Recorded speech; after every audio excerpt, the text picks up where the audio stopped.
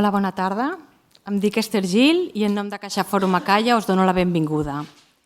Avui us presentem el cicle Tecnologia, Ciutadania i Noves Realitats. En aquest cicle, que consta de 3 sessions, ens parlaran avui sobre intel·ligència artificial i els canvis normatius, socials i empresarials que s'han produït després d'un any del xat GPT. El 6 de juny, que és la segona sessió, de la tecnologia com a barrera. La ràpida transformació digital està creant entre la societat l'anomenada bretxa digital, ja sigui per l'edat, la cultura, el gènere, etc. I la darrera sessió, el 24 d'octubre, sobre com impacten les noves tecnologies mèdiques en el model d'atenció sanitària. Aquest cicle està coorganitzat amb l'Observatori Social de la Fundació La Caixa i amb Quim Barcelona. Gràcies per la confiança i per la vostra assistència i cedeixo la paraula al senyor Jordi William, president de la Fundació Quim Barcelona. Gràcies. Bona nit. Intentaré fer un català majoritàriament, però com que hi ha algun membre que és de Colòmbia i per tant s'expressa més en colombiano, per entendre-nos, intentarem fer un mixta i per tant si anem treballant els 2 idiomes que ho entengueu i em sembla que és el que és correcte i educat i normal. Faig una presentació molt ràpida d'ells 3 i després anirem ràpidament entrant a les matèries. Liliana, com esmentava, ella és la fundadora de Thinkersoul, és una investigadora en ètica i intel·ligència artificial, per tant, ell vindrà del camp més de la filosofia i l'humanisme digital, aquesta és la contextualització. Tindrem en Llorenç Valverde, exacte, ja es presenta. No és molt difícil, és a dir, tampoc hi havia tants homes aquí a l'estrado i per tant no dona tanta dificultat operativa, però ell és professor emèrit a la Universitat de les Illes Balears. Ja m'ha dit que anés en compte com s'alava, perquè segur que ho feia malament, per tant m'abstindré d'aquestes referències lingüístiques i ell ja ho farà adequadament. Per tant, tindrem la perspectiva, si se'n permet, més acadèmica. Ell ha estat reflexionant i treballant durant molts anys el que ho diguem intel·ligència artificial, ell ho explica en el sentit que no és una cosa d'ara, porta molts anys i per tant aquest debat i la reflexió jo crec que serà oportú. I després tindrem la perspectiva més de la Mireia García, que és la part d'empresa. Ella és enginyera de formació i està en una empresa no menor en l'àmbit del packaging, que és el tema d'Hinojosa. I per tant jo crec que tindrem 3 visions, 3 realitats que l'han sentit. Per tant, entrant ja en matèria, hem fet aquesta reflexió, tothom parlem, es parla de la intel·ligència artificial. Des de la perspectiva ràpida, si li hagués de preguntar, des d'una perspectiva humanista, estàvem abans en el col·loqui previ, com veus, com interpretes el tema de la intel·ligència artificial?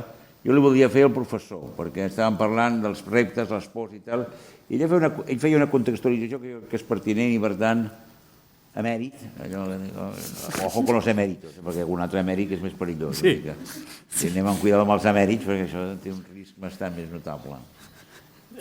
Bona tarda. De fet, quan deia això que era emèrit em diuen i te n'has d'anar a Dubai, i he dit que no. No, per això li deia, no, estem aquí, no estem a Dubai. A veure, això de la intel·ligència artificial ens ha començat a preocupar a partir del ChatGPT, bàsicament fa un any i escaig. En realitat, jo, que era catedràtic de Ciències de la Computació i Intel·ligència Artificial, quan deia això, em miraven com si fos una espècie de fantasmada. Això de fer intel·ligència artificial, ara no, ara ja se n'han donat compte que no era tan fantasmada, sinó que era una cosa més seriosa. Però des de sempre ens ha preocupat diverses coses, no només de la intel·ligència artificial, sinó també de la tecnologia en general, i jo voldria fer la remarca en 2 idees. La primera és que la tecnologia, internet sobretot, però la intel·ligència artificial també, actua com un mirall. Ens retorna la imatge del que som, i sovint això no ens agrada. I aleshores tenim tendència a rompre el mirall, i no és el mirall que hem de rompre. Són nosaltres que hem de rectificar allò que no ens agrada que ens retorna la tecnologia. I ho posarem un exemple recent, que a més ens ha afectat fins i tot en el meu poble, jo soc de Falanich, un poble de Mallorca, que la setmana passada se va afegir al Mendralejo i a Beverly Hills perquè varen detectar 3 nens de l'institut que havien fet fotos pornogràfiques utilitzant intel·ligència artificial en les cares de companyes de curs. L'escàndol va ser majúscul, com sempre, els crits contra la intel·ligència artificial van ser també molt forts, però poca gent, o ningú que jo hagi vist, ha reflexionat sobre la primera.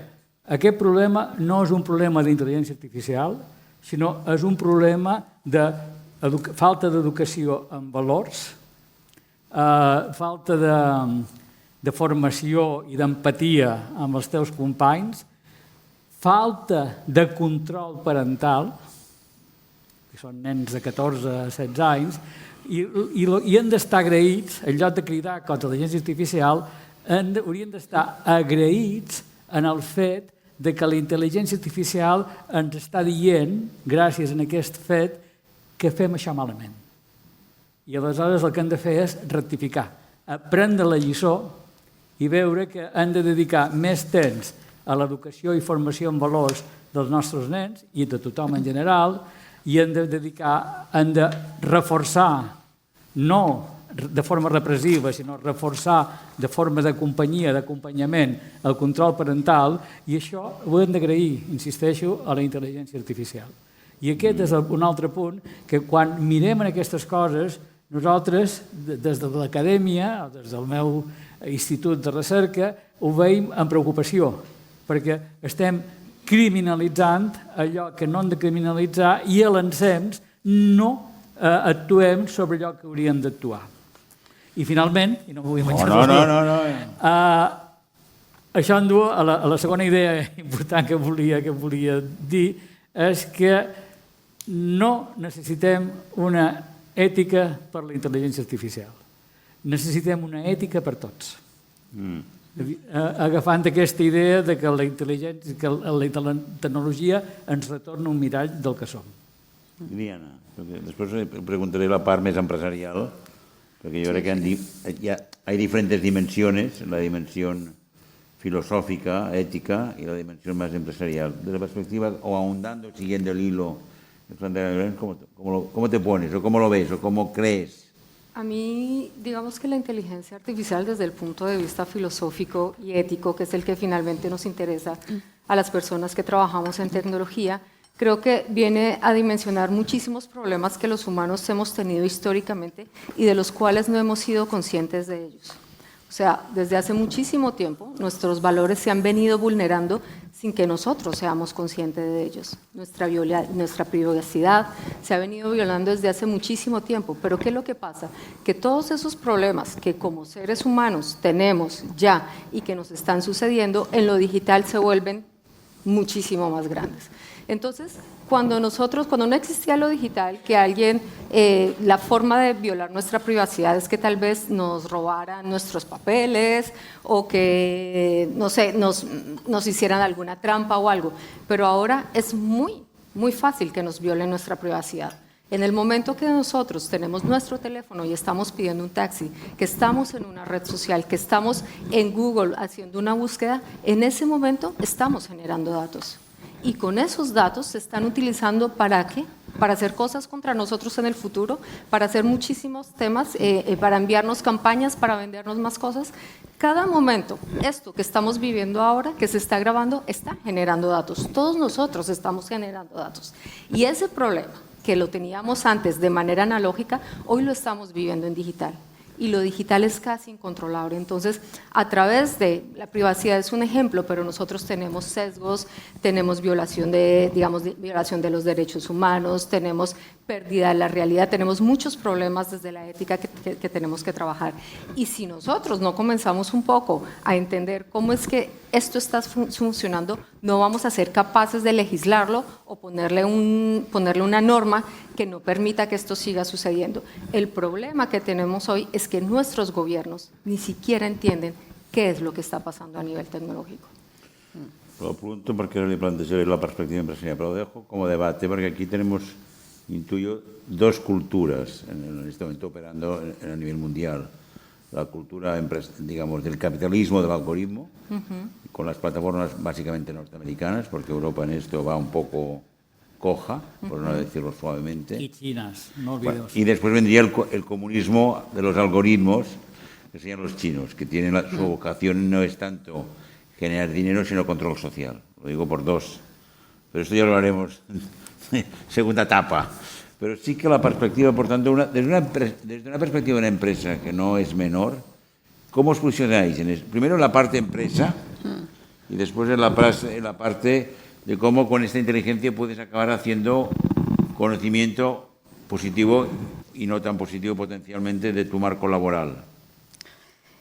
Abans de contestar-te això, volia fer un comentari del cas que ha posat ell, perquè jo he seguit molt de prop el cas d'Almendralejo, perquè la mare d'una de les nenes és una metge bastant important i té xarxa social amb molts seguidors. I ella ha aprofitat això per posar de rellevància coses que estan passant en els col·legis i coses que estan passant amb la nostra gent jove. Ha arribat inclús, ha anat a moltes televisions, ha arribat inclús al Senat, i si no m'equivoco hi ha una proposta de llei derivada de tot això. Vull dir que d'un mal ús d'una tecnologia al final pot sortir, com tu deies una mica del mirall de mirar-nos, doncs pot sortir una cosa, i crec que en aquest cas ha sortit una cosa molt positiva, un cop solventat, diguéssim, el problema concret que pobres han tingut.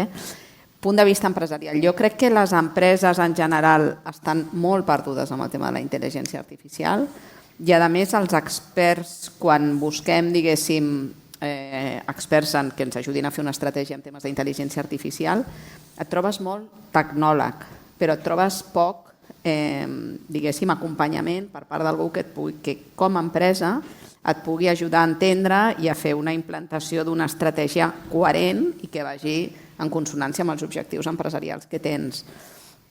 Nosaltres estem intentant fer com coses a dos nivells. Per una part, que les persones que treballen a la nostra companyia aprofitin l'oportunitat que la intel·ligència artificial ens dona per ser millors professionals, que per mi és clarament una oportunitat, i que, per tant, aprendre a utilitzar segons quines eines, entre altres, la més coneguda, ChatGPT, pot fer-nos el que ara se'n diu professionals augmentats i fer coses que fins ara no podíem fer. Jo crec que això és beneficiós per tothom, per una part, i per una altra banda amb el tema dels processos, que això seria més la intel·ligència artificial generativa, i per una altra banda amb els processos productius, les fàbriques al final, si posem, diguéssim, intel·ligència sobre les dades, doncs ens pot permetre ser molt més eficients, anar més ràpid, millor manteniment, evitar errors en els productes que fem. Per la part de les persones, que és la més difícil, clar, hi ha moltes reticències, perquè el director de Recursos Humans, per exemple, de sobte diu, ostres, però és que si implantem ChatGPT, per exemple, i hem fet un estudi que hem vist que ens pot augmentar la nostra productivitat amb quant a departaments, diguéssim, no de fàbrica, sinó el departament de Recursos Humans, màrqueting, comercial, un 40%, què vol dir això? Que hauré de fer fora el 40% de la gent? I llavors que automàticament et diuen, no facis res. No, clar, és que no es tracta d'això, es tracta que podràs fer el 40% més del que fas ara i, per tant, tindràs millors resultats. Però hi ha jo crec que hi ha una reticència general per part, sobretot en el món del treball, que moltes vegades es veu com una amenaça, i l'empresa realment està una mica perduda, perquè potser encara no hi ha aquest tipus de professional que ens puguin ajudar. Jo puc, des de la meva posició d'innovació i per el que jo pugui haver llegit i el que pugui entendre, puc donar la meva perspectiva, però no tenim com aquesta figura més consolidada com pot haver-hi en altres àmbits, que ens pugui ajudar una mica a fer aquest acompanyament. Per tant, us ho plantejaria seguint aquest fil, y teniendo en cuenta lo que he dicho, o lo que habéis dicho los tres, podríamos empezar diciendo sí a la inteligencia artificial, pero ojo cómo se desarrolla, ojo cómo se implementa, ojo cómo se decodifica. Ho dic perquè, clar, jo seguint el teu relat laboral, és la sensació que tens és que molta gent li sembla bé en casa del otro, pero cuando me veo que a mí me van a ir las barbas a remojar, digo, peri, passi, otro. Sí. I la sensació, digues. Jo ho veig com un procés que és més evolutiu que disruptiu. És a dir, en els recursos humans se li ha d'explicar que això, que podrà fer més coses amb la mateixa gent i també se podrà explicar que tindrà un temps per evolucionar les coses que fan ells. Sí. És a dir, jo penso sempre en el meu poble, vull dir, perquè és la referència que tinc. Quan jo era nen, hi havia ferrers i no hi havia tallers de cotxes. Quan el cotxe, els pots que hi havia s'espanyaven, el duien al ferrer, sí o no? Ara hi ha un ferrer i no sé quants tallers. I això no ha passat d'un dia per l'altre, no avui han tancat tots els ferrers i han obert tots els tallers, sinó que hi ha hagut una evolució passar d'aquesta situació a la que tenim ara. Jo ja sé que no són del món empresarial i això m'ho poden retreure, però el que jo veig és que això evoluciona, no és una disrupció, no és una ruptura i s'ha acabat, no? I el que hem de començar a predicar és a tothom, perquè el que he dit abans de l'ètica no afecta només al públic en general, afecta les empreses, als governs, a tothom, no?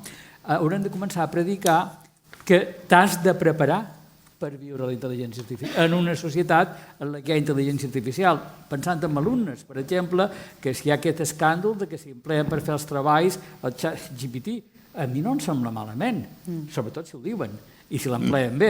La qüestió és que avaluem alumnes com fins ara que no tenen eines com el ChatGPT o avaluem alumnes que viven en un context on tenen el ChatGPT. ¿Cómo lo ves tú, este debate que ha abierto la academia, en el mejor sentido de la palabra? La pregunta era... No, lo repito, perdón. ¿Por qué? Si no, lo repito, Perdona con el tema del catalán. La cosa concreta es decir, el cambio del tipo de trabajo no es un cambio disruptivo, es un cambio evolutivo y que hay que prepararse para ese cambio evolutivo. Y lo he puesto en un ejemplo concreto en la academia, lo que significaría la gente escandalizada, profesores con colegas míos, con que los alumnos empleen el ChatGPT para hacer sus trabajos y entonces yo no estoy de acuerdo con ese escándalo. Lo que pienso es que debemos empezar a cambiar nuestra posición de evaluar alumnos que no tenían herramientas como el ChatGPT a evaluar alumnos en un contexto en el que tienen herramientas como el ChatGPT y otras cosas parecidas. Y ese cambio lo tenemos que hacer ya. Sí, por supuesto. A ver, yo quiero, siempre les cuento a las personas, ¿sabíais que cuando se inauguró el tren en Inglaterra, la gente fue a protestar por el tren, que andaba a 50 kilómetros por hora, ojo, y decían que no había que subir al tren porque cuando subías al tren te podías volver loco, y que el tren dañaba el paisaje y que iba a dañar la lana de las ovejas? Y las vísceras de los pasajeros. ¿Sabes? La gente se opuso completamente al tren. Hay un periódico que mostraban ¿para qué necesitamos ir más rápido? La gente era lo que se preguntaba, no necesitamos el tren, es que no necesitamos ir más rápido. Y vamos a acabar con los trabajos de las personas que tienen sus burros y sus carretas para llevar las cosas. Pues lo mismo nos está pasando en este momento con la inteligencia artificial. Lo que pasa es que nosotros, primero, no entendemos la tecnología y segundo, no entendemos hacia dónde va a evolucionar esa tecnología.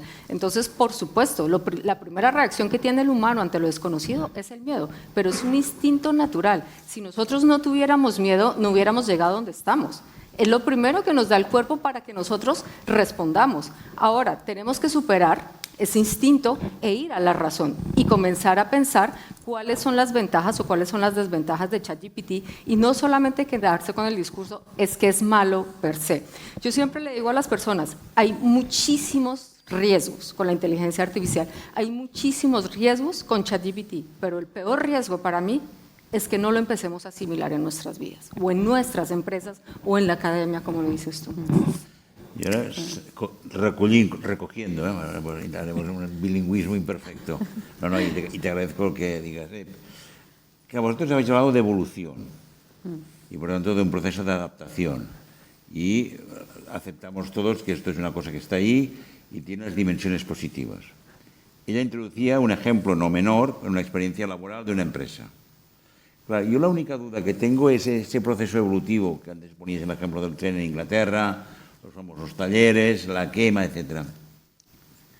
Lo que no tengo tan claro es la rapidez del proceso evolutivo de estos instrumentos tecnológicos, que seamos capaces de hacer este proceso de absorción pedagógica que estáis planteando. Es decir, yo tengo la sensación de que conceptualmente lo tenemos muy claro, lo que no tengo tan claro es que el tiempo, en el caso de la teva empresa, tú puedes decir, tengo 40 trabajadores, no las quiero echar y por tanto fuera.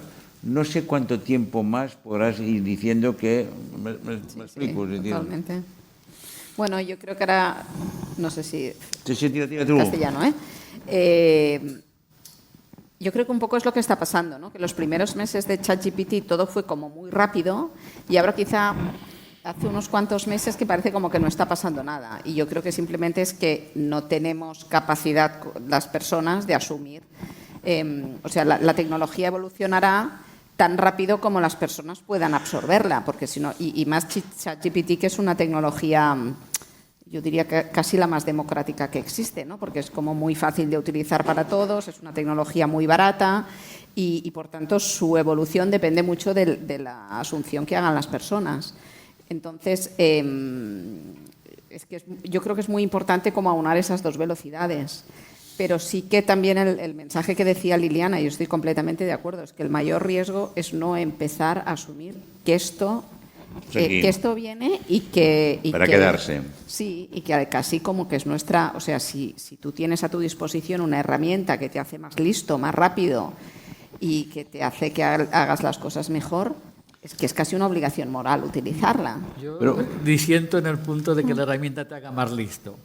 La Bueno, herramienta también te amplifica la estupidez, o sea que hay que tener... Sí, estamos de acuerdo. Es decir, hay que tenerlo Si muy eres claro. listo, te hace más listo. Y si eres tonto, te hace más tonto.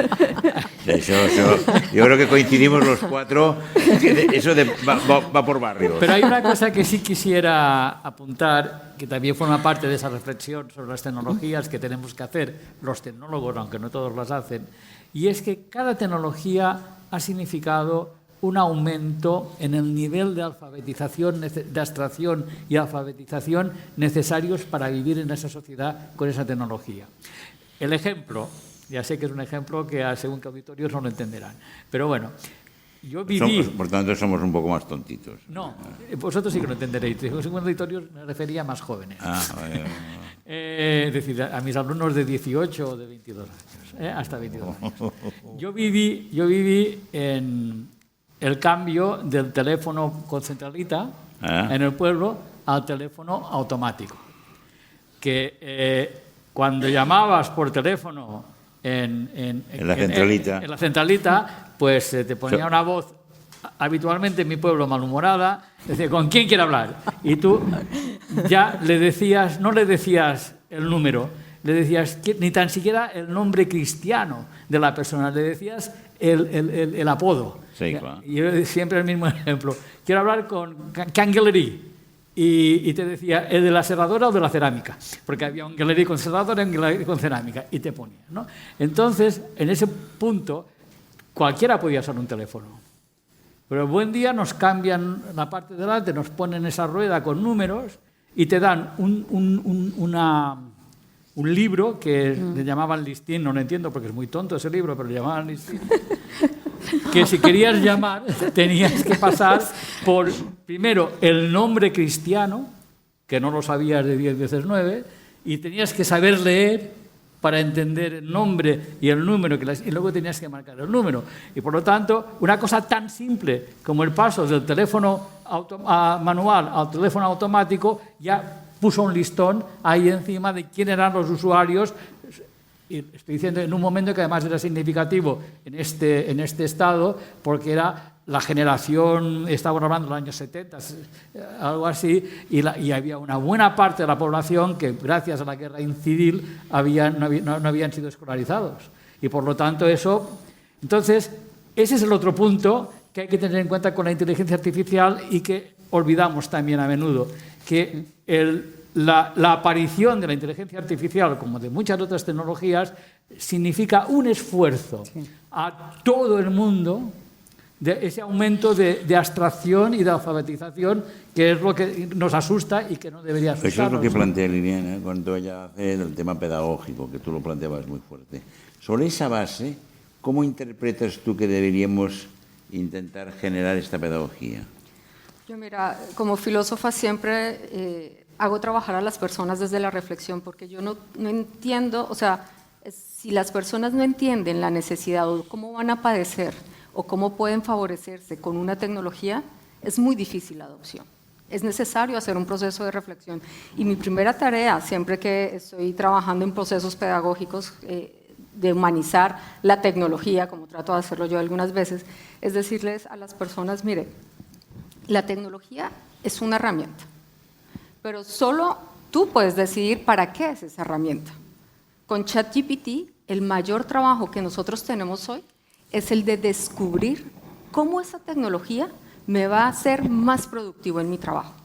Yo no creo que la tecnología per se nos haga mejores seres humanos, cariñosos, bondadosos, creo que eso es demasiado personal, pero sí nos puede hacer más productivos. Sí nos puede hacer llegar a esa famosa transformación digital de la que ya nadie habla, porque ahora todos hablamos de inteligencia artificial, y entonces lo que nosotros tenemos que pensar es, bueno, si mi trabajo es un círculo, ¿en qué pedazo de ese círculo va a ir ChatGPT? ¿En dónde quiero que vaya? ¿Y en dónde me puedo ayudar? Y justo esta semana en una conferencia que me preguntaban, ¿qué piensas de ChatGPT? Las personas van a perder su empleo. Y yo les digo, mira, si tú utilizas ChatGPT para hacer todo tu trabajo y tú no pones nada de ti en lo que tú haces en tu trabajo, seguro que te van a despedir. Ahora, si tú aprendes a utilizar ChatGPT para ser más productivo, para ahorrar muchísimas horas en muchas cosas que normalmente nos tomaban muchísimo tiempo, pero además pones tu impronta, muy difícilmente te van a echar de un trabajo. Entonces, lo que nosotros estamos llamados ahora es a reflexionar cómo es que vamos a poner esas tecnologías al servicio nuestro y no al contrario. Y eso es la mayor tarea que tenemos los humanos en este momento. En un caso de una empresa, que comparto al 100%, pero yo creo que estamos teniendo el diálogo en dos niveles. No, está bien porque hay un nivel más filosófico, pero después yo siempre le miro a ella y digo, bueno, y esto a la práctica, y que suena muy bien conceptualmente, pero ¿cómo le decimos a una plantilla laboral que está en el packaging? Perdón, me dice que cómo hago el packaging. Sí. Bueno, nosotros un poco lo que hemos intentado hacer es identificar dentro de cada departamento cuáles son las tareas que se hacen de forma más repetitiva y aportan menos valor, ¿no? Porque al final lo que queremos es que las personas se enfoquen en aquello en que como persona aportas más valor y te quites de encima todo lo que te aporta menos valor, ¿no? Y una vez hecho este diagnóstico y habiendo visto, pues no lo sé, por ejemplo, que en marketing pues hay toda una parte de generación de contenidos, de programación, de publicación en redes, que es muy farragosa y que en cambio con esta herramienta lo puedes hacer de una manera más sencilla. Hemos visto un poco qué herramientas se pueden utilizar, porque no es solo ChatGPT, hay cosas muy específicas para tareas muy específicas en cada uno de estos departamentos. Ahora lo que hay que hacer es un poco esta pedagogía de que las personas entiendan lo que decía ella, qué beneficio voy a tener yo por el hecho de utilizar esto.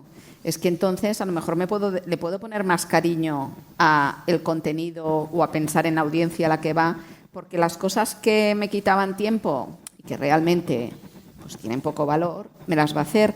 Es un poco como un becario, desde un punto de vista de departamentos, dijéramos, en una empresa, Es como tener un becario al que le pides las cosas, dijéramos, que fáciles, ¿no? Por decirlo de alguna manera, Seguro, le puedes pedir cosas muy complicadas, pero en un primer estadio. Yo oyendo, veo la parte, digamos, hablar un poco de malo, El buenismo, aquí dos representantes ilustres del buenismo, y el pragmatismo escéptico. Sí, pero... Entonces, claro, al final, ¿qué estamos hablando? De unas máquinas que van creciendo, con una realidad, y ahora dentro de otro tema, actualmente estamos en Europa, pero las reglas del juego no sé si las está marcando Europa o le están marcando a Europa. Y por tanto tengo alguna duda sobre la capacidad que puede tener Europa para diseñar una estrategia que sea lo que vosotros dos planteáis y comparto al 100%. Es decir, no sé si Europa está en condiciones de marcar una estrategia en la inteligencia artificial. Ahora lo sacaremos. Pero me temo que vamos un poco a remolque.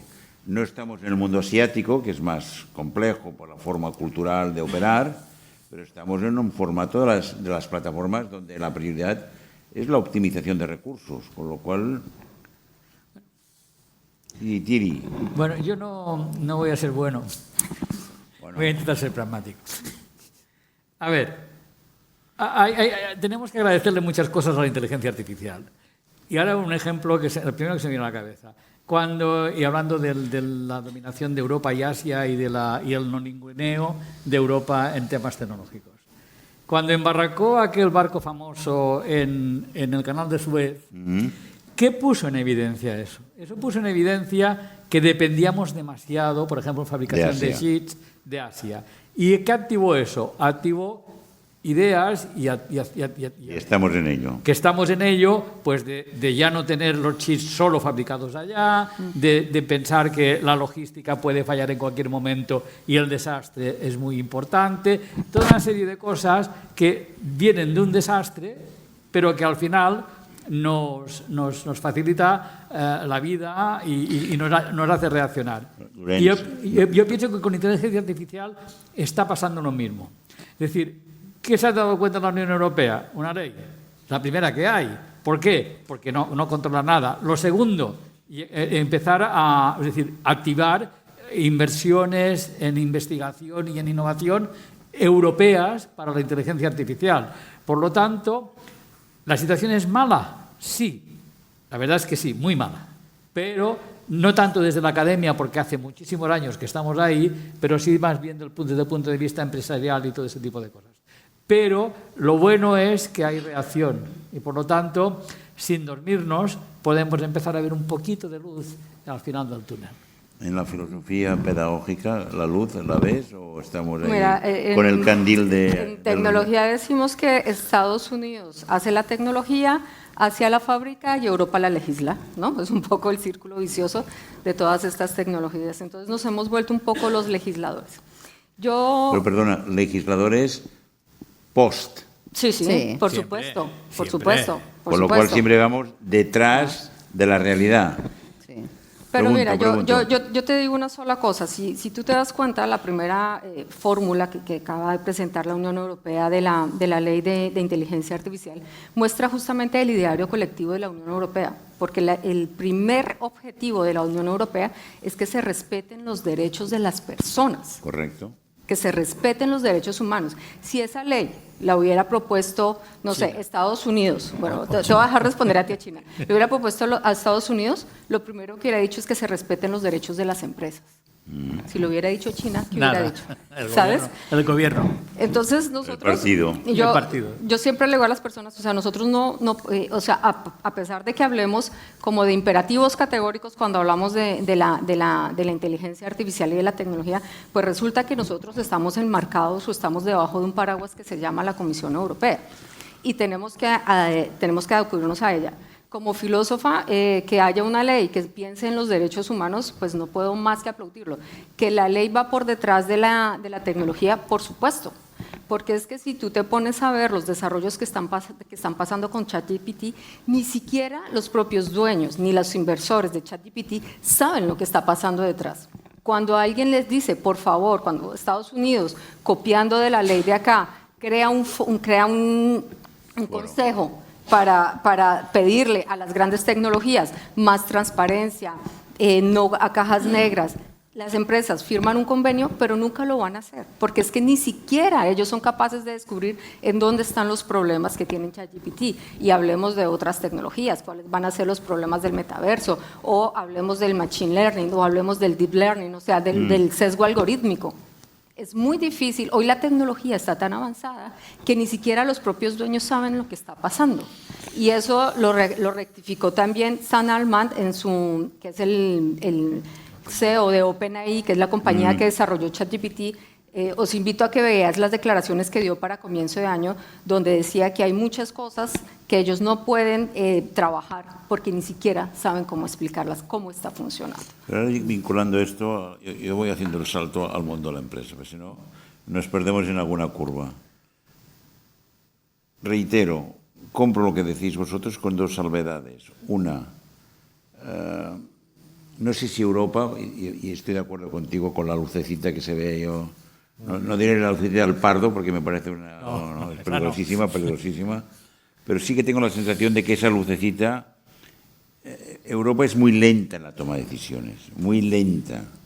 y entre que ve el problema, se pone y legisla, el americano ya te ha dado 2 vueltas a la vuelta al mundo. Sí. Por lo tanto, situémonos en el contexto del partido en que estamos.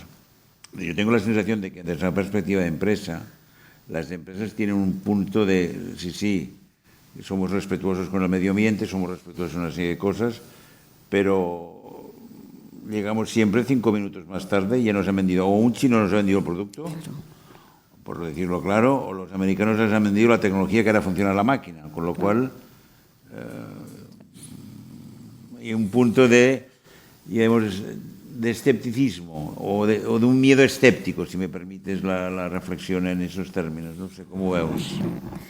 Yo creo que, desde mi punto de vista, Europa legisla demasiado, tarde y mal. Y desconozco en profundidad la ley de inteligencia artificial, pero bueno, es un poco lo que ha pasado también pues, hace unos meses con los agricultores, ¿no? O sea, al final legislamos tanto que luego, pues lo que estás diciendo, nos vienen los productos de fuera que no tienen que cumplir todas las reglamentaciones que tenemos que cumplir aquí y estamos en un libre mercado. Con la inteligencia artificial yo creo que yo no veo la luz al final del túnel en Europa y yo, por ejemplo, sigo a 2 personas muy referentes en temas de innovación y que además hacen muchas comparativas de inversiones en innovación de diferentes países, Xavier Ferrás y Pere Condom. Y cuando tú ves las gráficas de inversión de Europa, es para echarse a llorar. Ayer estaba en una charla, el MIT ha creado como no una universidad, sino una área de inteligencia artificial con un presupuesto que supera el presupuesto de la suma de todas las universidades españolas. Entonces, es que contra esto yo creo que Europa se tiene que poner las pilas invirtiendo en tecnología y en innovación, y quizás siendo un poco más prudente a la hora de legislar para no perjudicarnos frente a Estados Unidos y frente a China. Estoy de acuerdo que hay que defender y esto vaya por delante, pero creo que muchas veces se legisla demasiado. Sí, yo creo que aquí estamos en un debate curioso culturalmente de 2 tradiciones. La del derecho romano, y nosotros vivimos en España, Francia, parte de Alemania, Italia, que son herederos del derecho romano. Después está el mundo anglosajón, que es otra cultura. Entonces, claro, la lógica empresarial, la lógica legislativa, no siempre opera sobre las mismas bases y, por tanto, sin querer, el mundo asiático es otro parámetro. Pero yo creo que aquí vamos, como yo comparto contigo la visión de que a veces, con que tenemos miedo, hacemos una ley y ya pensamos que hemos resuelto el problema. Y no sé si este es el mecanismo más correcto para operar más allá de la salvaguarda de los derechos humanos. Pero no tengo la seguridad de que legislando tanto resolvamos los problemas. No sé cómo... El debat en el tema de la intel·ligència, tot el tema tecnològic, la gent té la sensació que escoltant-vos a vosaltres, escuchándoos a vosotros, bien, salimos de aquí y el miedo no ha desaparecido. ¿Cómo podemos reforzar la dimensión de la positividad de la tecnología que está aquí, que no se marchará, que al revés será más grande? Bueno, pues, mi visión no es tan negativa como la tuya, pero también yo, y eso que vivimos en un contexto, ya lo has dicho tú, que los presupuestos son lo que son, pero sí que hemos visto un cambio de tendencia, no sé si suficiente, seguramente nunca es suficiente, un cambio de tendencia en lo que significa la inversión, ya no en inteligencia artificial, sino en lo que es y lo que es la innovación, sobre todo. Y ese cambio de tendencia está a nivel europeo. Y cuando decía la lucecita al final del túnel, me refería sobre todo a que ha calado la idea de que hay que fabricar los chips aquí. Sí. Ha calado otras ideas de que hay que innovar aquí. La legislación... yo no soy muy partidario tampoco de que se legisle tanto, porque todo ya está cubierto por otras leyes. Pero lo que pasa es que sí tiene un efecto, y intento ser siempre positivo, tiene un efecto de que el llama la atención, al menos los medios de comunicación se han hecho eco de que hay un problema, que es el problema de la inteligencia artificial, más allá de Almendralejo y otras situaciones como estas, y que además hay, al menos la Unión Europea se está ocupando de intentar poner algún tipo de remedio, que siempre será insuficiente, a ese problema que se ha puesto de manifiesto en este último año. Y también, al mismo tiempo, lo de los cheats nos lleva a que también la inversión en innovación y en investigación de la Unión Europea también ha aumentado muchísimo, precisamente buscando ese efecto de la no dependencia, que independencia nunca se llegará, la no dependencia del diseño americano y de la fabricación asiática. Y ese es el punto. Per què no arribarà la independència que dius tu ara? Perquè el món és un entramat, és una xarxa. I, per consegüent, aquesta xarxa pot tenir nodes molt potents, com ara mateix hi ha el node americà i el node estadounidense, que no hem de dir. Correcte, sí. Amèrica no és solo Estados Unidos. El nodo de Estados Unidos y el nodo asiático en general, no solo China, sino que hay muchas más interconexiones y, por lo tanto, nunca, yo creo que no llegaremos a una barrera entre unos y otros. Siempre habrá esta red de conexiones. Lo que pasa que lo que hay que intentar es disminuir el tamaño y el peso de estos dos grandes nodos que ahora mismo son los que llevan la voz cantante. Pero si el mundo estamos en 8.000 millones de habitantes en el planeta, en la perspectiva de llegar a los 10.000 en los próximos 15 o 20 años. Europa somos 460 millones. Tú ponías el ejemplo de la fábrica, etcétera. En términos demográficos, no vamos muy bien como territorio llamado Europa, además con problemas migratorios importantes y con problemas también de natalidad importantes. Lo digo como dato, como fondo. ¿Cómo crees que podemos defender ese estatus que Europa ha llevando en los últimos 300 años sobre los valores que tú mismo expresabas o que expresabais? ¿Cómo podemos conseguir, aparte de legislar menos y ser más rápidos y más proactivos, en defender la forma de vida que podíamos ir, que se ha desarrollado el estado del bienestar? Porque en el fondo detrás de todo esto hay una cosa que se llama estado del bienestar. Y no tengo tan claro que sepamos defenderlo con la fuerza y la contundencia que habría que requerir. Bueno, a mí me gustaría recordaros una frase de Facundo Cabral que decía: si nosotros podemos hablar hoy de metafísica es porque tenemos el estómago lleno. Y si nosotros estamos reunidos hoy debatiendo de inteligencia artificial es porque justamente vivimos en un estado de bienestar. Pero cuando tú ves el mapa digamos, de los proyectos de inteligencia artificial a nivel mundial, pues está Estados Unidos, toda Europa, está toda la parte de Gran Bretaña, Nueva Zelanda, la India, por supuesto, que es el próximo gran, y Asia. Pero toda la parte de Estados Unidos hacia abajo, incluyendo mi país, toda la parte de África no existe en el mapa, ¿sabes? Entonces, yo lo que muchas personas verían como un problema, siempre lo trato de ver como algo positivo y decir cómo nosotros, si ya tenemos el estómago lleno para hablar de inteligencia artificial, podríamos crear un mercado que no existe, podríamos empezar a desarrollar cosas para países que no existen.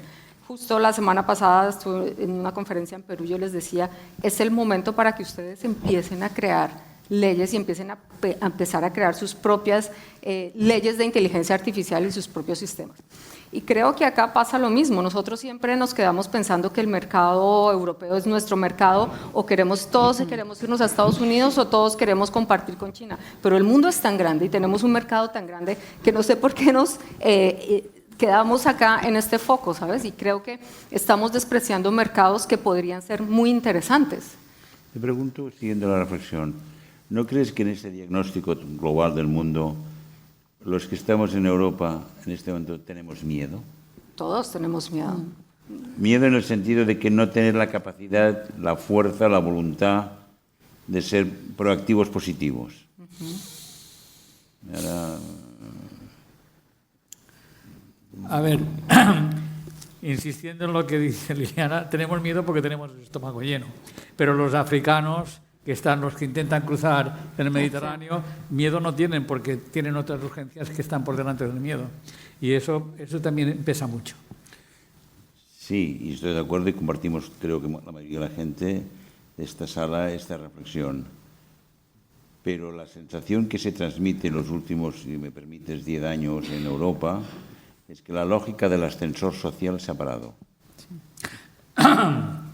Eso es un hecho comprobado. Vale. Con lo cual, cuando tú tienes unas expectativas o has tenido unas expectativas, y tú ponías un ejemplo, yo creo que fantástico, con la centralita del pueblo, ¿no? Y todos, algunos de cierta edad hemos vivido la experiencia, Enriqueta, se montaba un pollo que decía, había más. Digo, eso de la confidencialidad en la llamada telefónica no existía. ¿Portas molt más rato? Había unas conversaciones bastante interesantes. Pero claro, ahora te encuentras que el ascensor social no funciona, que tenemos una generación joven que les hemos cortado bastantes expectativas con unos sueldos, paréntesis, puntos suspensivos, con temas de habitaje. Es decir, toda la cadena de elementos que no te suman en positivo los tienes encima, no de España o en Cataluña, de Europa. Y cuando encima dices, y el mercado laboral puede estar cuestionado, las tentaciones de soluciones mágicas están a la puerta de la esquina.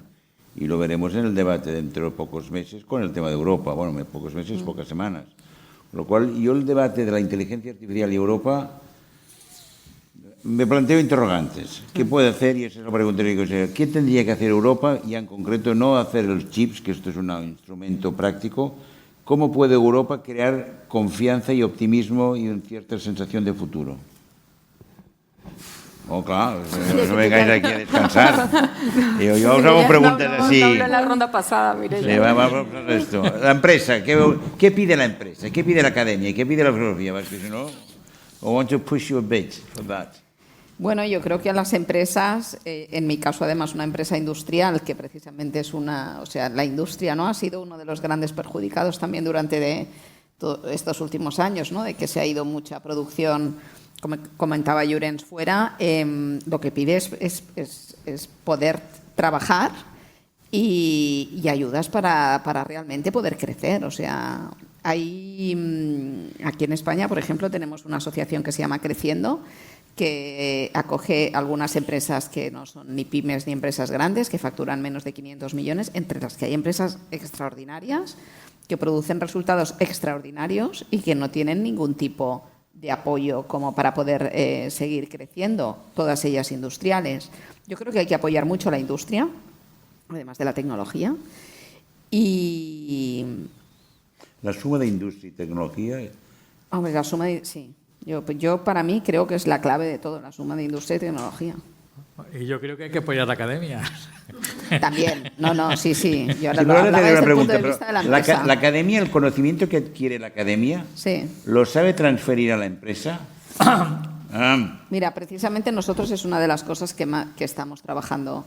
Estamos trabajando con universidades varias porque realmente, o sea, el poder sería un gran poder realmente conseguir transferencia tecnológica, porque en la universidad hay mucho conocimiento, hay mucha investigación que no se transfiere a la empresa.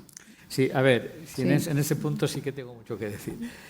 Lo primero, lo más importante es que ahora mismo la perspectiva que tenemos desde dentro de la universidad es muy, muy negra. No conseguimos gente que se quede a investigar. Para allá iba yo. No conseguimos decir... ¿Por qué? Claro, nos pagan. A ver, pero no solo es esto, No, sino... pero es que le quiero provocar un poco, que sea más este es expedito. uno, pero hay más. El gran problema que hay es que la carrera académica la han puesto tan complicada y tan difícil que no vale la pena el esfuerzo que tienes que hacer, o eso es lo que ponderan nuestros estudiantes, y eso que los nuestros son los que tienen mayor ocupabilidad, pero no les vale la pena el esfuerzo que les supone seguir la carrera académica, porque, vamos a ver, lo diré así, yo fui muy adelantado, pero fui catedrático a los 35 años. Una mica adelantat. Un poco sí, pero es que ahora la media está en 55. Es decir, alguien que pueda llegar a una posición estable, si llega cuando ya está a punto de jubilarse, como quien dice, pues francamente. Es decir, si fuera a los 40, 40 y pico, esa es una, pero no es la única.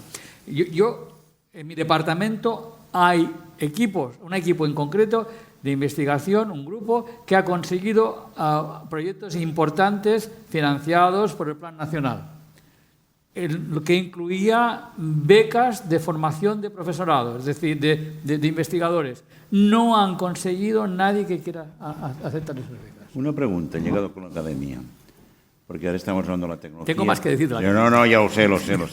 Pero ahora quiero hacer una pequeña cuña sobre un punto que creo que la academia es el resultado final, pero que no hemos conseguido captar el interés, la atención de las mujeres en el mundo científico-tecnológico. Yo puedo decir por qué. Bueno, ahí por eso yo puedo decir porque es por un qué. tema que las STEM, o como se llaman, ¿no? Sí. Si tú miras el resultado de la gente que entra, muy pocas mujeres y que salen menos, con lo cual tienes una parte del mercado laboral. ¿Tú sabes cuánto se gana una mujer investigadora en un proyecto de investigación? Lo mismo que un hombre, ¿eh? Bueno, voy a hablar de las chicas. Pueden ser 23.000 euros al año. ¿Tanto? Trabajan, digamos exagerando, quería. Sí. Ahora, trabajan 14 horas diarias. 14 horas. Son las que investigan, las que hacen, y llega otra persona, no estoy diciendo que seas tú, pero el director de la investigación, y firma la investigación. ¿Correcto? ¿Qué pasa cuando estas chicas tienen un hijo? Pues que no pueden seguir trabajando 14 horas, entonces prefieren irse a trabajar medio tiempo a otro sitio que se van a ganar prácticamente lo mismo para seguir ganando lo mismo y para poder estar con sus hijos, porque no hay una conciliación, un tiempo de conciliación con las investigadoras, y ese es un gran problema. 2, están tan mal pagados los investigadores que se tienen que ir y se los pelean. Estuve en San Francisco hace 2 años y está lleno de españoles. O sea, todas las calles de San Francisco, y fui a Berkeley, lleno de españoles que los pelean. Al final de la carrera se los llevan. ¿Por qué? Porque tienen ventajas, porque tienen sueldos mejores, porque tienen mayores oportunidades. Entonces, ¿qué es lo que no estamos nosotros haciendo para retener ese talento? Y tercero, porque yo creo que también los millennials, que finalmente son las personas que podríamos estar contratando para este trabajo, tienen una mentalidad completamente diferente a la nuestra. Ellos ya no quieren entrar como nuestros padres a trabajar 30 años en un trabajo. Ellos quieren ir cada 3 o 4 años cambiando, se van porque alguien les dio 200 euros más, pero les dio la posibilidad de teletrabajar. Entonces, también el mercado laboral tiene que empezar a pensar cómo flexibilizarse ante este problema. Estuve hace un mes en un evento de recursos humanos y había una persona de recursos humanos que se dedica únicamente a tecnología y no encuentran programadores. No hay programadores. O sea, imagínate el problema que es para la inteligencia artificial y para las empresas. A ver, pues haylos. Lo que pasa es que no los encuentran al precio que quieren pagar. O que no quieren ir a teletrabajar, o que no les pones un coche, o que no les das, porque no tienen la misma mentalidad que nosotros. El problema, al final, no es tanto que los sueldos de entrada sean bajos, que eso pasa por todo. El problema es que las expectativas de crecimiento están capadas. Ahí es donde está el problema. O sea, yo cuando entré de profesor ayudante con un sueldo miserable en la universidad, tenía perspectivas y de hecho en 12 años llegué a ser catedrático. Ya está, ¿no? Ahora nadie se le ocurre en 12 años a llegar a una posición estable ni tan siquiera en 12 años. Bueno, y volviendo a transferencia... ja sé que una experiència que no fa no fastiu, però yo codirigí una tesis en la Universidad de las Islas Baleares de alguien que hizo una cosa que todavía no se ha mejorado, que era una máscara que captaba la electricidad que generan los ojos en su movimiento y conseguía utilizar esa electricidad para controlar el cursor del ordenador. Que no es un problema trivial, no es que lo hagan con la vista, que eso sí que hay mucho, sino simplemente el movimiento de los ojos dentro del globo ocular es un dipolo, genera una electricidad, esa electricidad la ampliaba y la conseguía utilizar para controlar tanto horizontalmente como verticalmente el ordenador, el cursor del ordenador. Que eso, aparte de otras muchas utilidades para gente con problemas tetrapléjicos, etcétera, etcétera, era una herramienta, sería una herramienta. Nosotros cumplimos con nuestro trabajo. Nuestro trabajo era construir el prototipo que funcionaba de laboratorio. Detrás de esto venía el prototipo industrial y luego el comercial. No encontramos a nadie. ¿Por qué? ¿Por qué? Porque aquí falta... Ahora ha mejorado algo, y estoy hablando de esto de hace 20 años, o casi 20 años. Pero falta capital riesgo. Capital semilla también, es decir, y eso, es decir, es lo que, es decir, por ejemplo, los que han hecho Facebook o los que han hecho ese tipo de cosas, hacen una fiesta y se llevan un talón de $1 millón. Aquí no haces una fiesta y tienes que pagar la bebida, o sea. Bueno, sí, esto es un problema. Es como... Pero entonces, ahora entremos en una otra... Sí, porque alguien dice que en este país básicamente hay capital, pero no hay cultura de riesgo. Esto sería otra derivada. Es decir, no, la lógica está anglosajona, y lo vemos, es decir, aquí todo el mundo conglomerado, el ejemplo más claro es la mobile. Sí. Lleva mucha gente esperando a que alguien se fije en ellos. Y el inversor acostumbra a ser no de aquí, sino normalmente acostumbra a ser de por allí, con lo cual es un tema más cultural. Pero vosotros, como empresa, esta dimensión que él plantea de la transferencia tecnológica, ¿cómo la transitáis, vale la redundancia? Bueno, pero es algo que hemos empezado a hacer. Yo siempre he trabajado con modelos de innovación abierta, porque yo creo que en el mundo en el que estamos, ninguna empresa, por grande que sea, se puede permitir innovar sola, porque hay mucho más conocimiento fuera que dentro. Y entonces yo cuando entré en Hinojosa, que solamente hace 1 año y medio que estoy, enseguida planteé este modelo y estamos empezando a hacer cosas.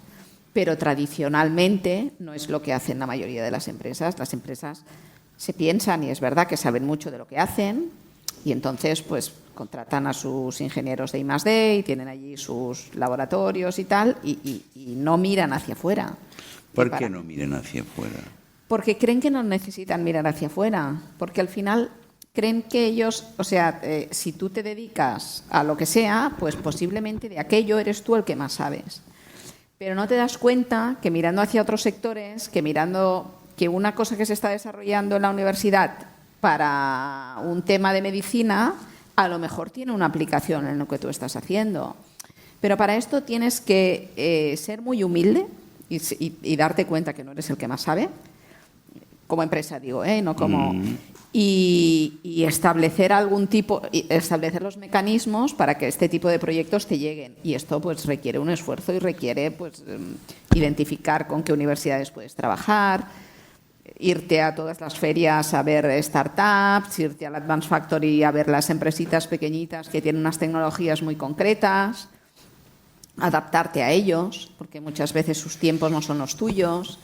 Entonces, no es fácil. O sea, yo creo que el entendimiento entre la universidad, entre las startups y las empresas no es fácil, pero cada vez más creo que sí que es algo que se está haciendo. Y quería decir una cosa sobre el tema de las mujeres y la tecnología, porque esto genera otro problema, que es que los algoritmos que ahora estamos utilizando están programados por hombres blancos, heterosexuales y dijéramos de un determinado perfil muy parecido entre ellos, y entonces esto hace otra de las dijéramos no bondades de la inteligencia artificial, que son los sesgos, ¿no? Y hace que cuando pongas que te genere una imagen de un CEO, y esto lo podéis comprobar todos, de una empresa tal no sé qué, pues te genera 5 hombres y no te pone ninguna mujer, porque alguien ha pensado que un CEO, por definición, es un señor. Fue de esto, porque me hacen indicaciones en el tendido.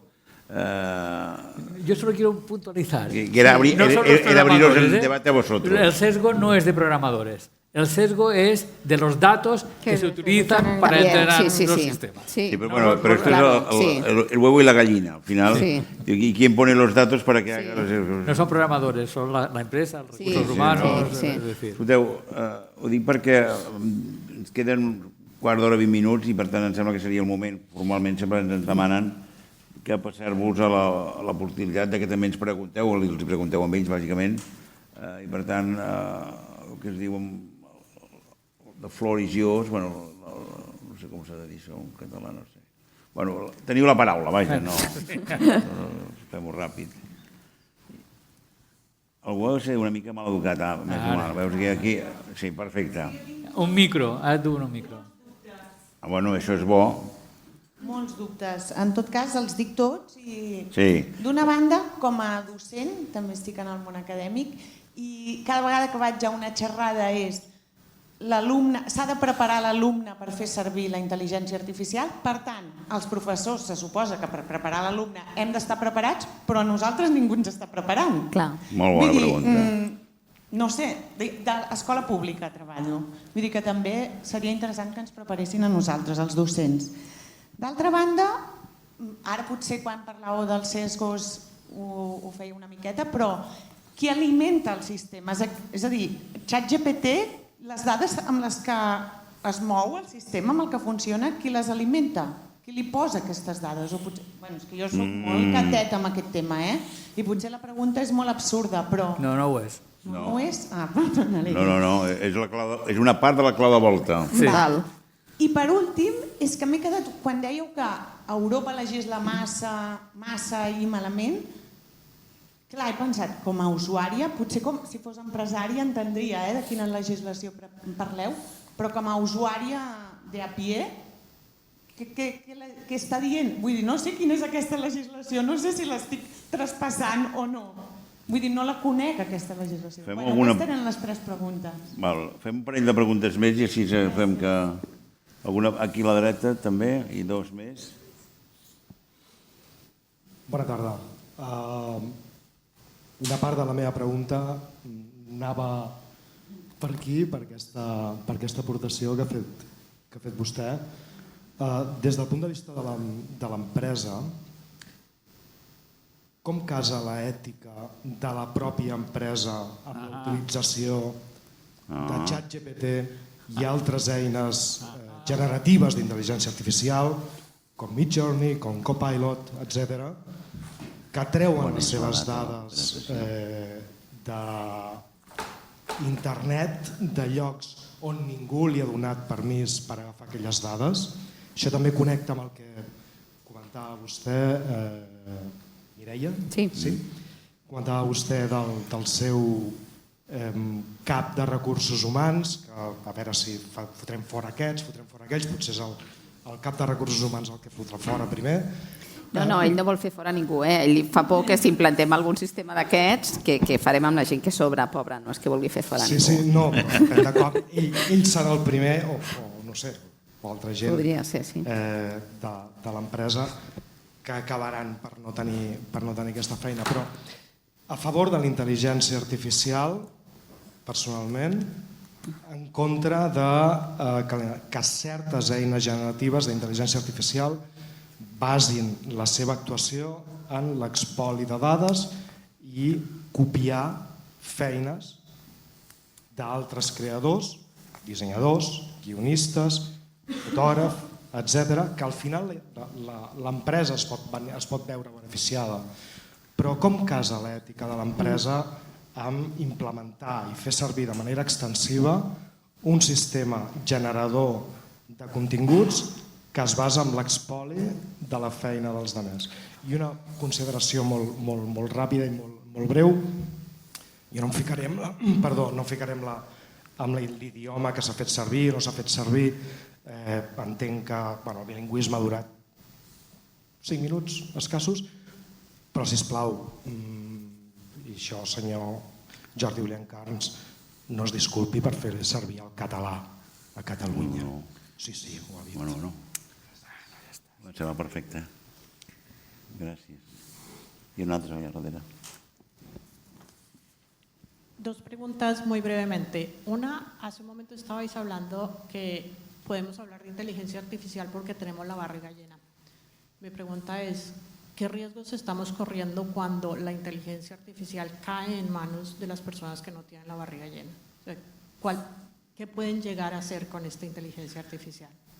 Y la otra pregunta un poquito para ti, Mireia, en el campo organizacional. Llorens, tú hablabas de que cuando los chicos están haciendo imágenes porno no hay control parental. Mi pregunta es, ¿quién ejerce ese control parental en lo que las empresas pueden hacer con la inteligencia artificial? Va, comencem. Con que... Free. No entendí las otras preguntas. Bueno, si me permites, la última, que es la que tengo más clara la respuesta. Tiene que haber un comité de ética en las empresas.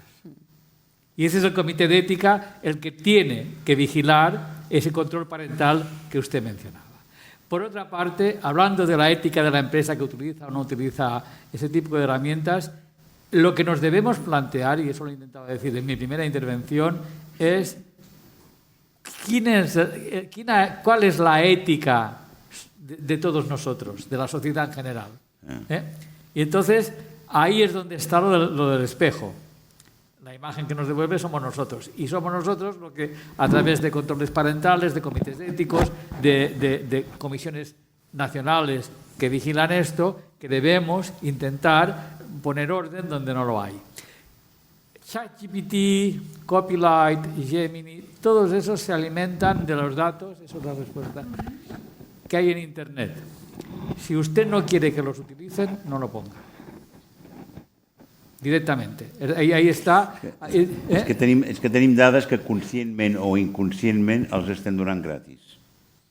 Agafes un taxi, fas un recorregut, pagues amb una targeta i ja hi ha unes dades.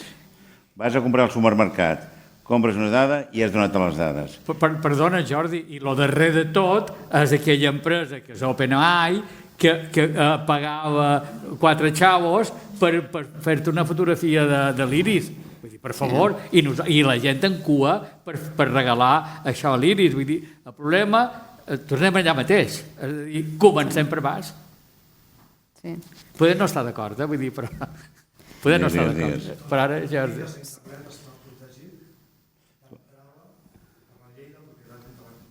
I el resultat del ChatGPT està protegit per la mateixa llei. Sí. Sisplau, podem fer un debat endreçat que elles puguin respondre ara? Perdó, són ja que ho he explicat. Respecte al tema de l'empresa, superimportant, el tema d'ètica a l'empresa. Nosaltres, a títol individual, vull dir, nosaltres com a persones, segur que tots hem començat a jugar, diguéssim, amb el ChatGPT.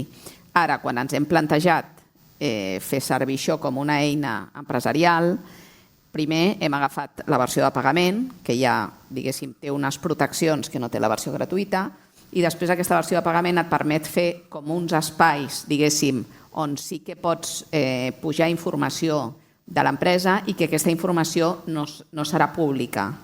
A més, hem fet una política d'utilització d'aquest tipus d'eines i no hem començat a fer la formació a les persones fins que no s'ha fet aquesta política i fins que no s'han comprat aquestes llicències. El que no podem evitar és que la gent a títol personal, per molt que hi ha empreses que ho han fet, que potser no han capat que puguis navegar per ChatGPT amb els ordinadors d'empresa, però tu tens un mòbil, tens un ordinador a casa teva, vull dir, no es poden posar puertas al campo.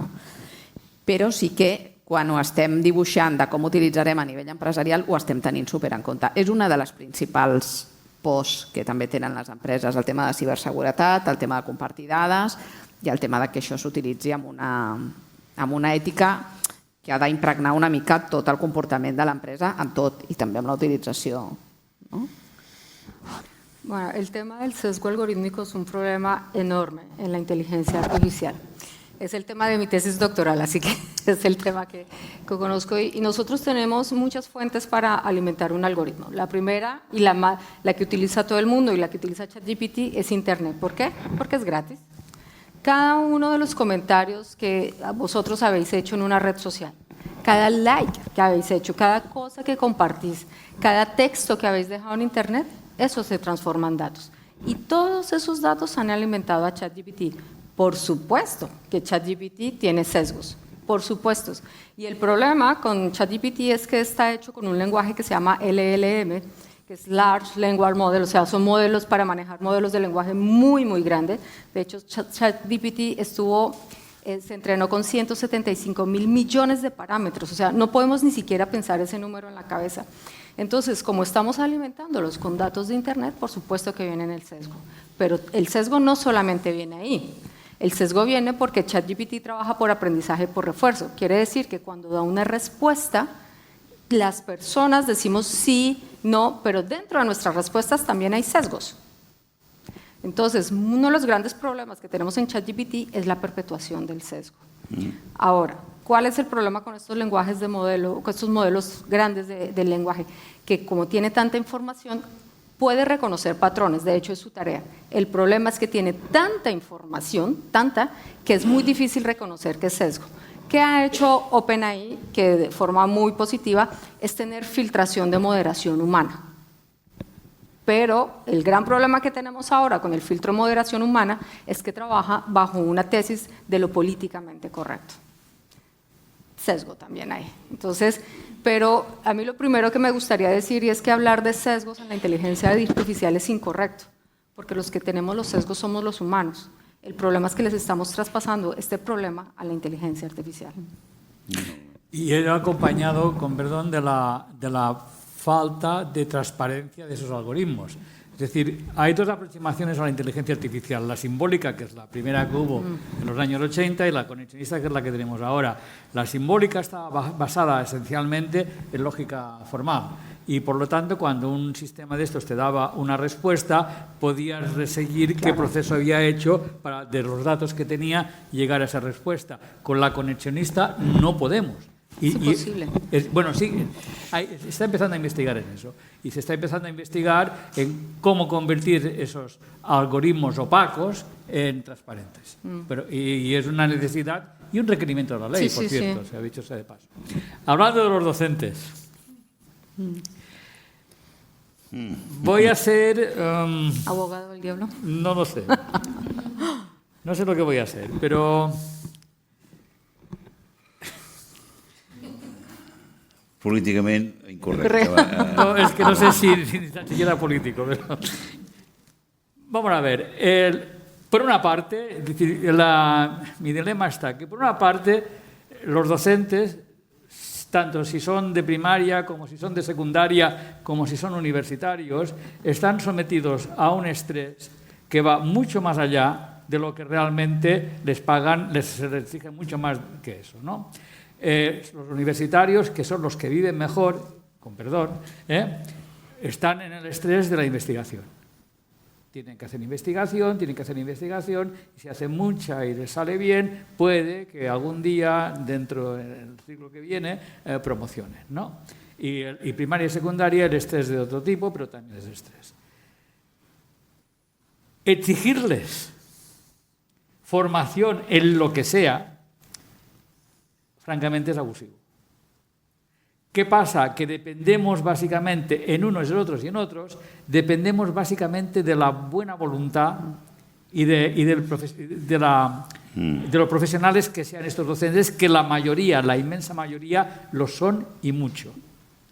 Pero, y hay mecanismos y recursos para que se formen, tanto en cualquiera de los ámbitos. Lo que pasa es que no se les puede exigir porque no hay... Es decir, deberían tener una descarga docente, deberían tener tiempo para hacerlo, que no lo tienen.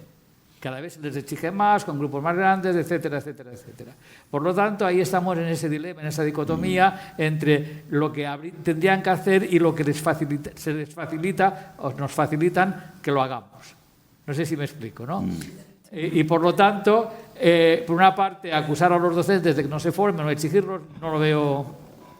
No les queda más remedio que hacerlo, porque si no, no sobrevivirán, pero la verdad es que habría que poner por parte de la Administración, sobre todo, habría que poner los mecanismos para que esos docentes se formasen como hay que formarse para este contexto en el que estamos viviendo. Aquests reptes. Para estos retos, sí, muy bien, gracias. No. Hi hauria més preguntes? He vist alguna mà. Sí, aquí davant. Al mig, perdó.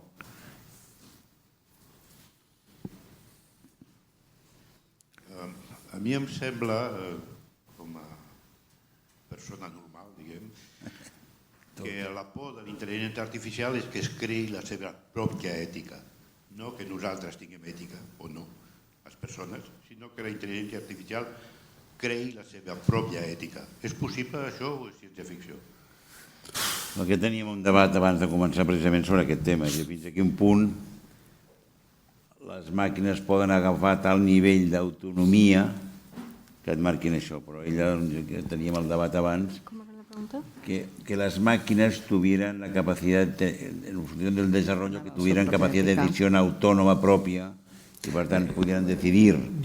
Mi tesis es que el miedo a la inteligencia artificial, la por a la intel·ligència artificial, està motivat en gran part per la ciència-ficció, que té molt de ficció i res de ciència.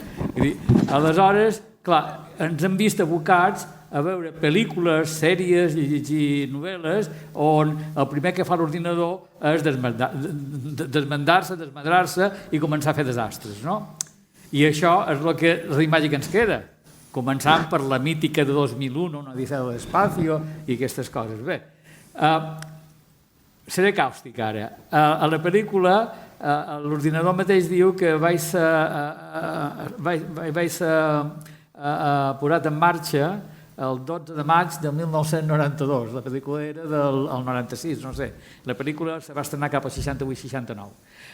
Aleshores, es pensava realment que cap al 92, el Kubrick va posar aquella data perquè es pensava realment que en el 92 tindríem un ordinador com aquest.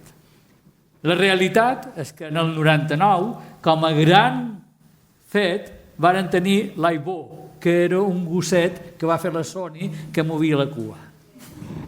Un gosset robot. Això és el que teníem. Per consegüent, atenció, els crits que ha fet la ficció sobre respecte a la intel·ligència artificial s'han d'escoltar perquè realment són extrapolacions que, mira, ja va bé que les tinguem present, però que això estigui a prop no pensen els sistemes i per conseqüent no tenen autoconsciència. Com poden fer tot això? No hi ha? Perdona, ho diré amb una frase que m'agrada molt repetir, que és per entendre el que és el ChatGPT i les intel·ligències artificials generatives. És una combinació d'una navalla suïssa, perquè pot fer moltes de coses, un Word, perquè escriu, uns daus, perquè utilitza probabilitats per construir les frases, i un lloro, perquè repeteix el que ja s'ha dit en algun altre moment. Per consegüent, això, demanar-li ètica en això, que tingui la seva pròpia ètica, em penso que estem lluny. Siempre que tenemos un problema, yo sé que vas a decir, es que es filósofa así. Hay que pensar, siempre que tengamos un problema ético, vámonos a Kant, busquemos a Kant porque Kant siempre nos va a dar la respuesta. Kant nos dijo, fue el primero de hablar de autonomía. ¿Y qué nos dijo Kant? Es un ser que es capaz de decidir entre qué está bien y qué está mal, y actuar mal sabiendo que actúa mal. Ahora, lo que nosotros tenemos que saber es que ChatGPT es un generador de contenidos. O sea, el objetivo de ChatGPT no es decirnos verdad o mentira, es predecir la siguiente palabra. Entonces, ChatGPT nos puede entregar un texto a nosotros, que nosotros lo vemos y semánticamente está bien escrito, pero que no tiene ningún sentido. ¿Por qué? Porque no es el objetivo de ChatGPT. ChatGPT ha sido entrenado con textos para escribir algo de manera correcta. Entonces, ¿qué es lo que pasa? Nosotros tenemos autonomía porque sabemos que hacemos el bien y sabemos que hacemos el mal. Y hacemos el mal sabiendo que hacemos mal. Las máquinas no tienen ni noción de bien ni mal. Las máquinas son ceros y unos. Y eso es lo que tenemos nosotros que saber. Sí, no. Perdó, más claro, agua. Sí. No, totalmente de acuerdo. Quiero decir que al final la inteligencia artificial, ChatGPT, como cualquier tecnología, su bondad o su maldad va a depender del uso por parte de una persona. Entonces, al final, atribuir atributos humanos, dijéramos, a una máquina no tiene... Es tentador, pero no tiene sentido. Sí. Y a mí me gustaría cerrar justo esto para decir que nosotros no necesitamos ética para la inteligencia artificial. No. Nosotros necesitamos ética para las personas y sobre todo para hacérselo aplicar a los dueños de las grandes empresas tecnológicas. No necesitamos inteligencia para las máquinas, sino para los seres humanos. Ética. No sé si has dicho inteligencia, es igual. Ética. Sí. Hi hauria alguna pregunta més, si no faríem el cierre. Escolteu, primera, moltes gràcies. Gràcies a vosaltres, a vosotros, a vosotras. Vosaltres. Els matices lingüísticos. Per tant, la propera sessió, si no vaig errat, és el 6 de juny, ja us ho comanarem i us ho faríem, també faríem saber la gent i el panel, i per tant moltes gràcies i fins la propera. Gràcies.